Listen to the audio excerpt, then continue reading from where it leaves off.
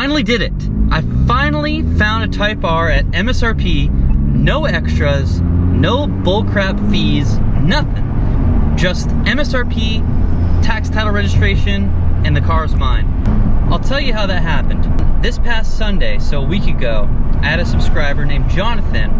He messaged me on Instagram, and he told me, hey, I just talked to a buddy of mine who owns a dealership. He owns a Honda dealership. It's in Ohio. And the car's so quiet now. He said, I just talked to him. He told me he will sell you the Type R at MSRP. Give him a call. So, of course, I went back and forth, and I was a little skeptical. I was like, are you sure? Like, are you sure this is actually going to be MSRP? Or is he gonna do this whole thing where they add like $4,000 worth of accessories? No. I called this guy, the owner of the dealership. I called him on Monday morning when I was going to work. I was on the phone for 3 minutes, guys. 3 minutes. The guy was so nice. His name's Mark. What a nice guy. Just a couple minutes on the phone. He asked me what color I wanted. He says Honda owes him a couple Type Rs. So the next shipment of Type Rs that comes into the States, he gets the first pick on whichever color he needs. So he asked me, he's like, what color do you want? And I'm like, crap, I mean, I like black, I like the white, I like the Sonic Gray Pearl. Let's go with white. He said, okay, let me put the order through. I'll call you back shortly. 5 minutes later, I'm still on the way to work. Calls me back. He's like, hey man, so, you know, he got down all my information, like my date of birth, my social, all type of stuff, and he was writing up the invoice on the phone. And then later that day, he sent me a picture of the invoice right here. And just like that, I am going to buy a Type R at MSRP whenever it arrives in the States. So here, now we have some things to figure out, guys. Number one, he doesn't know exactly how long it'll take to get here to physically get to his dealership, which is in Ohio again. That's another situation we'll talk about. He said it could take up to 2 months, okay? Now, what the heck am I gonna do for content for 2 months?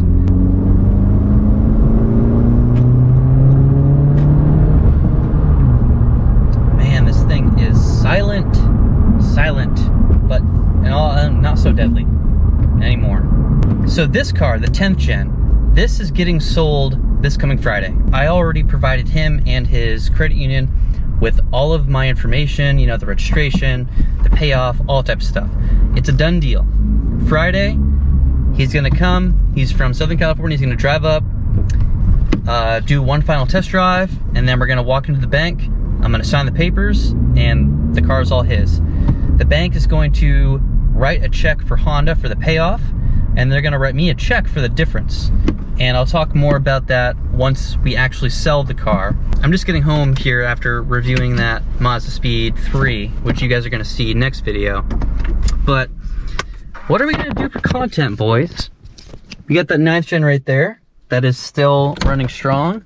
Hopefully I can get some more races set up with that. Now we have to figure out, do I fly to Ohio when this Type R comes in and drive it back to Rockland, California, which is by Sacramento? A couple people told me that they would love to see that, like road trip content. Obviously, I would make it as exciting as I could, and I would stop at a bunch of cool places. One of the routes would take me on I-80, so I would go through, I think, Chicago, like Detroit, Chicago, Cheyenne, Wyoming, Salt Lake City, stuff like that. I already took that route when I was driving here in December 2017. From Maine to Sacramento. Jesus. But now I have to figure out, so the second route would go down, it would go south from Ohio, and we'd end up going through Nashville, and then, I don't know, some other states. But it would be the more southern states. I haven't taken that route before. I think that'd be interesting. I don't know. So the negative to that would be I would automatically put 2,500 miles on the Type R. The positive would be I would have a ton of awesome content because it would be a really cool road trip. So let me know what you guys would like to see. It's gonna take this turn here. Oh, yeah. boy. She handles good. You know, I'm really considering more and more every day. I'm considering the road trip. I think that'd be a lot of fun. And the reason I would take the most southern route back here to California is because it's winter time. Okay, so I have some other things to talk about. I have gained a lot of weight. When I met Vivian, I was 170 pounds. I was ripped. I was in really, really good shape. You could even see my first few months doing YouTube videos. I mean, I had a vein popping out of my abs. Not anymore, okay? I've slowly been gaining weight ever since I got comfortable with Vivian, right? And I'm not blaming this on her at all. I'm not blaming this on her. Just, you know, you get comfortable, and I feel more comfortable sitting on the couch and binge eating a bunch of cereal, like a half box of cereal in front of Vivian, because I'm comfortable with her, right? We are going to start counting our calories, and we're gonna lose a couple pounds. I don't know what her goals are. I mean, I don't really think she needs to lose weight, but she wants to. So my weight, I am by far the heaviest I've ever been. I'm 189 pounds. I was 170 when I met her. And again, guys, technically I'm 5'9.5". I just say I'm 5'10", whatever. But on my frame, and I don't have that much muscle. I'm not skinny, but 189 pounds, that's the heaviest I've ever been. So today I've officially started counting my calories. Hey, we'll see what happens. I don't know. I'll check back in. Maybe at the end of every vlog I'll check in and tell you guys how I'm doing, as a way to like hold myself accountable. Okay, another thing. So we know that this bad boy right here is getting sold next Friday. Great. It's gonna go to a really nice guy. I've been talking to him back and forth for almost a week now. I was waiting for my registration renewal forms to come in. Those came in a couple days ago. Everything's squared away. So then, I am going to be left with the 9th gen for, I don't know, however long it takes the Type R to get here.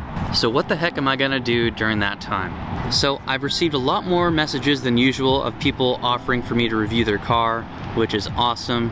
I will review anything I get my hands on. I'm not above any car. I'll review a Prius, I'll review an Oldsmobile. I don't care what it is. I love every single car. I love all cars. And then I'm also gonna start going to car meets, and I might print out a bunch of flyers. I guess you could call them flyers, and say, hey, I have a YouTube channel and I'd love to have you on in some form, whether it's review or a race or something, and see if I can get anyone to bite that way. I don't know, maybe that'll work, maybe it won't, but I'm gonna try. You know, I don't want to be lazy about it. And other than that, crap, I don't know what I can do for content, guys, with the 9th gen. I think I might try a different downpipe, and then I'll have to get retuned, because I really want to fix the sound. You know, the sound is the worst part of the 9th gen right now. And then I also really need to find a rear bench seat. I don't know what to do. I got like up to 2 months where, you know, all of my content's gonna be on 9th gen, and whatever else I am blessed to review or whatever, I don't know. So, the last thing I want to talk about. My heart is not with this 9th gen. So when I get the Type R home, I am going to try to sell the 9th gen immediately. I'll have a bunch of cash when I sell the 9th gen, and I will be on the hunt for my next project car. I talked about this a little bit recently. I have my mind set on one in particular. I want you guys to tell me what you think. I know there's gonna be some people, any car that I say, there's gonna be people that say they like it. There's gonna be some people that don't support it, which is fine. But I just kind of want to gauge the interest. But first I need to tell you guys my goals before I tell you this car that I'm interested in. My goals for this channel are to grow it as much as I can. A couple videos ago I told you that I had a friend who said that I had a Honda channel, which is incorrect. I do not have a Honda channel. Hondas are great. I will always have at least one Honda on my channel, but now it's time to diversify. It's time to spice it up. So when I get the Type R, I'll have the machine. I'll have the Type R, okay? That'll be my Honda. I'm gonna need something else. I need to branch out. I want to try something different. I need to tap into a different audience. So I'm thinking V8 rear-wheel drive. More specifically, I'm thinking a 1996 to a 1998 Mustang Cobra. Mustang holds a slight advantage as it punches through 60 miles per hour in only 5.4 seconds. But at the line, it's still the Mustang by a jab, posting a 13.7 second time at 104 miles per hour. Yeah, those are cool cars. Those are very cool. They have a 4.6 liter 4-valve V8, so the GT only had a 2-valve. And it has 305 horsepower, and they respond to modifications very well. They sound great.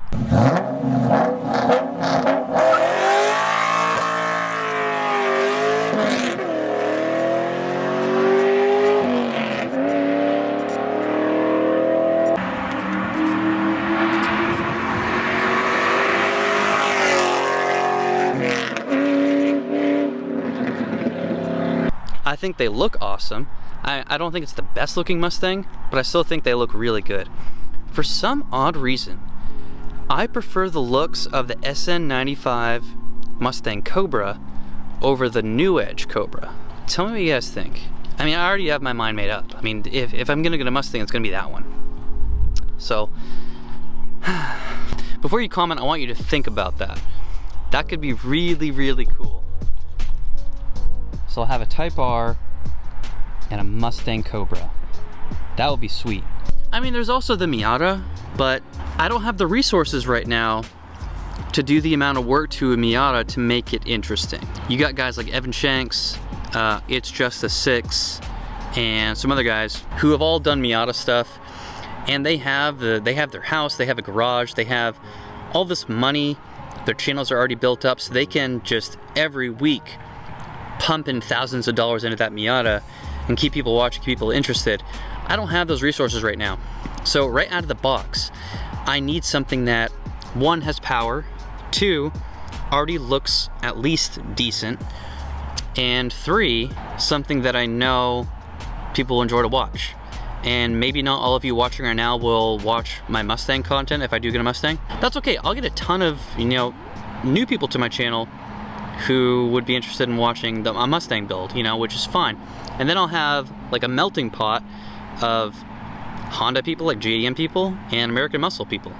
And that is my goal for this channel. I want to bring people together. I want to bring all these different communities together. There are some YouTube channels that already do that. I think TJ Hunt has viewers from every different corner of the spectrum. He's had exotics. He just bought a 1965 Mustang.